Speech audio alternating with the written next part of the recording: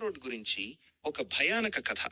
చలిగాలులు వీచే లంబసింగి ఒక అందమైన హిల్ స్టేషన్. అక్కడ ప్రకృతి అందాలు ఆహ్లాదకరంగా ఉంటాయి. అయితే అక్కడి ఘాట్ రోడ్డు గురించి భయానక కథలు వినిపిస్తాయి.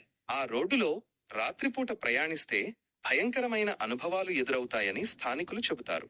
ఒకరోజు రాహుల్ అనే యువకుడు తన స్నేహితులతో కలిసి లంబసింగికి వెళ్ళాడు. వాళ్ళు రాత్రిపూట ఘాట్ రోడ్డులో ప్రయాణించాలని నిర్ణయించుకున్నారు. స్నేహితులందరూ కలిసి కారులో బయలుదేరారు.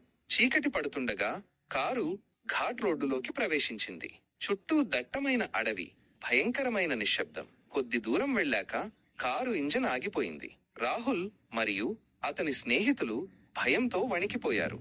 అంతలో వారికి దూరంగా ఒక వెలుగు కనిపించింది. వాళ్ళు ఆ వెలుగు వైపు నడుచుకుంటూ వెళ్లారు. అక్కడ వారికి ఒక పాడుబడిన బంగ్లా కనిపించింది. ఆ బంగ్లాలో నుంచి వింత శబ్దాలు వినిపిస్తున్నాయి. రాహుల్ మరియు అతని స్నేహితులు భయంతో వణికిపోయారు. అంతలో బంగ్లా తలుపులు తెరుచుకున్నాయి. లోపలి నుండి ఒక తెల్లని నీడ బయటకు వచ్చింది. అది ఒక మహిళ ఆత్మ అని వాళ్ళు గ్రహించారు. ఆ ఆత్మ వారి వైపు వస్తూ భయంకరమైన అరుపులు వేసింది. రాహుల్ మరియు అతని స్నేహితులు భయంతో పరుగు తీశారు.